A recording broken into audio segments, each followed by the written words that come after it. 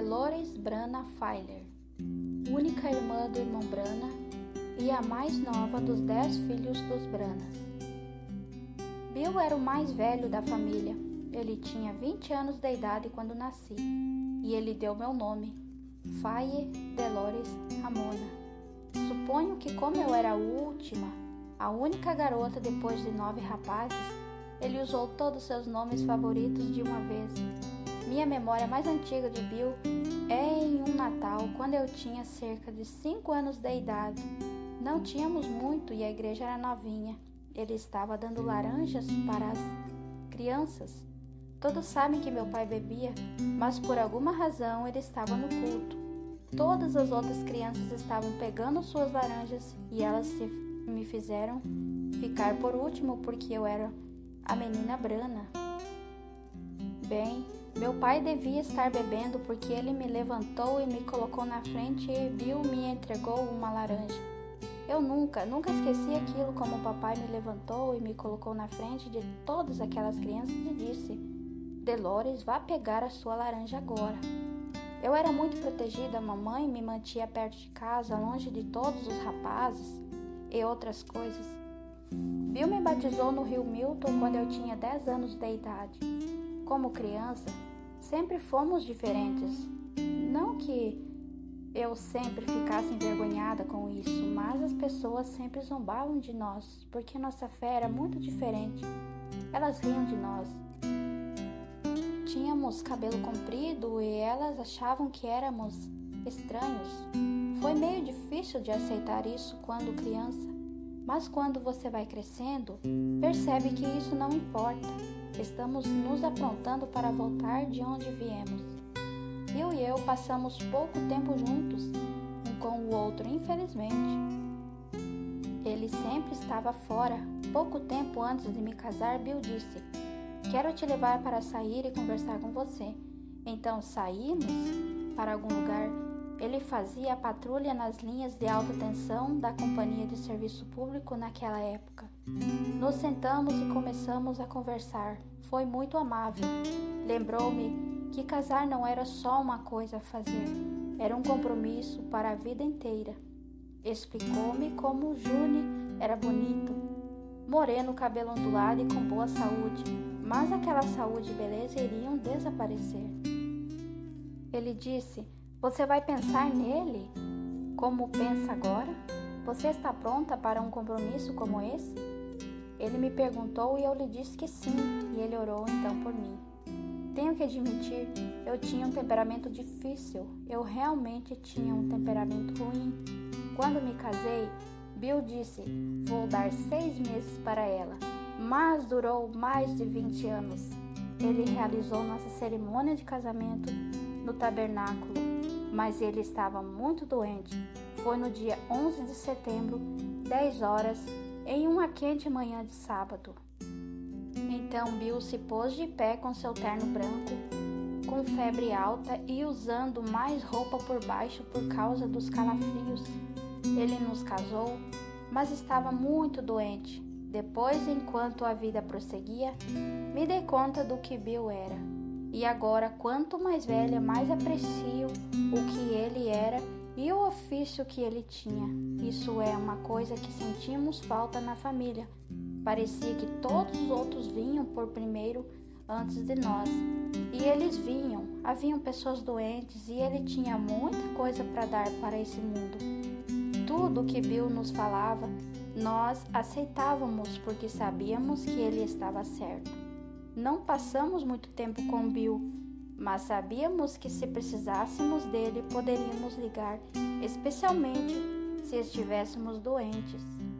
De vez em quando, se eu estivesse algo em meu coração, que eu estivesse desesperada para falar para ele e não tinha mais ninguém com quem eu falar, eu ia até sua casa.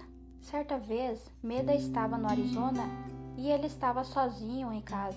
Ele falou comigo e ofereceu uma palavra de oração. Ele disse: Maninha, sabe aquela luz que comento várias vezes que vejo quando estou orando? Eu disse sim. Ele disse: Bem, está pairando sobre a sua cabeça nesse momento. essa é uma das memórias mais preciosas que tenho de Bill. Ele estava de calça jeans e um cinto de cowboy. Nunca me esquecerei daquilo. Acho que ele não estava nem vestindo camiseta apoiado na pia.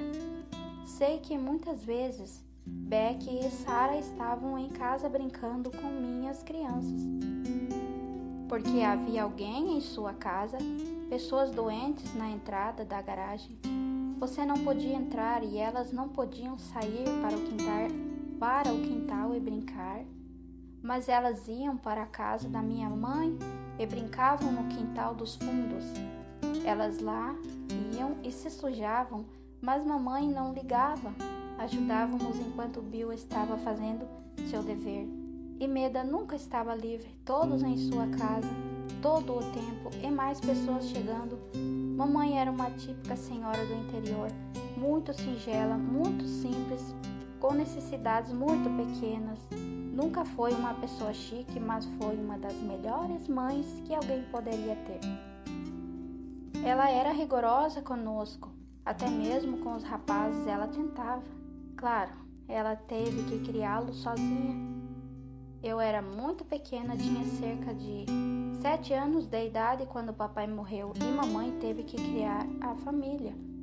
Ela trabalhou duro a vida inteira. No começo, fazia comida para os marinheiros no estaleiro Jeff Bott. Ela cozinhava e lavava as roupas em uma tábua de lavar para o que eles chamavam de rapazes do mar. Quando os grandes barcos atracavam nas docas do Jeff Bott, os marinheiros iam até terra firme para comer.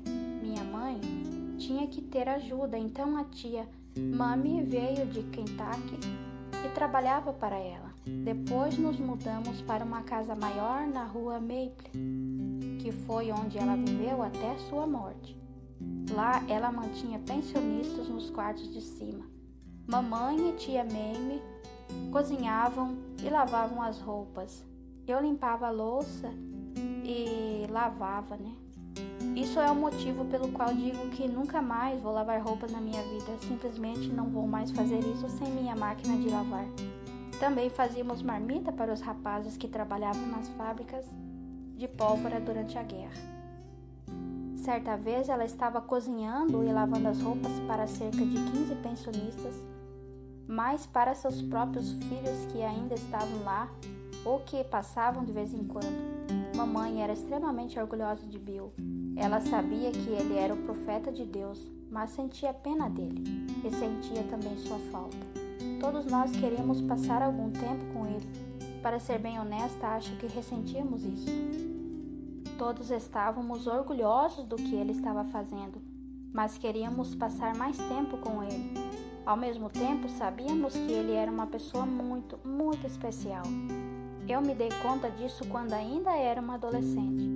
Como ele podia saber a Bíblia e todos os outros ensinamentos que as pessoas com muito estudo tinham.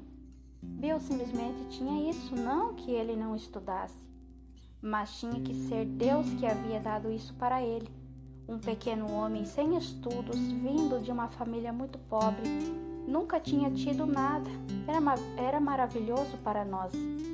Sempre fomos muito gratos. Ficamos muito atordoados quando ficamos sabendo do acidente. Billy Paul ligou de Amarillo, no Texas, e disse: "Se vocês quiserem ver papai vivo, é melhor virem agora." Não tínhamos muito dinheiro, mas éramos pessoas trabalhadoras, e June havia acabado de receber seu pagamento. Ele era um assentador de tijolos e eu entrei no carro e fui até onde ele trabalhava e lhe contei. Eu disse, eu tenho que ver Bill. E ele disse, eu não posso ir com você, mas não quero deixar as crianças sozinhas. Caso algo aconteça, não teria ninguém para cuidar da família, mas você pode ir. Eu nunca havia voado. Eu ia pegar um voo de Louisville para São Louis. Havia vários soldados lá. Era algum tipo de voo de emergência e eu estava aterrorizada, mas estava em estado de choque e acabei anestesiando o medo. Quando chegamos a São Louis, estavam esperando por mim no próximo voo. Então me tiraram do primeiro voo e uma aeromoça me pegou pela mão e fomos correndo. Estava muito frio. Júlia havia me comprado um belo casaco de presente de Natal, feito com um tecido de lã escocesa, vermelho com um colarinho azul, e eu o estava vestindo. Eles já haviam cuidado de todos os procedimentos para mim. Então um homem jogou a bagagem na esteira e me colocou no avião. Quando cheguei a Amarillo, me encontraram e me levaram até o hospital. Eles só deixavam uma pessoa por vez mesmo, que frequentemente entrar para ver Bill. Então, quando chegou a vez de eu vê-lo, me adiantaram que ele estava muito mal. Colocaram aqueles sapatos e aquele traje em mim. Entramos e ele estava deitado com todas aquelas máquinas e tubos e tudo mais. Tinha lençóis sobre ele. Quando entrei, me senti muito estranha. Pensei, você não pode ficar doente. Você não pode sair de nossas vidas. Fiquei olhando para ele por alguns minutos e me senti muito atordoada. Eu não sabia o que fazer. Acho que estava paralisada. Para ser honesta com vocês, a enfermeira entrou e me tirou de lá. Quando fui para a sala de espera, eu mal conseguia respirar. Eu estava tendo um momento horrível. Sentei sem falar nada, estupefata, chocada. Fiquei em Amarillo por alguns dias e ele estava ficando muito mal e era véspera de Natal. E ele estava vivendo graças às máquinas.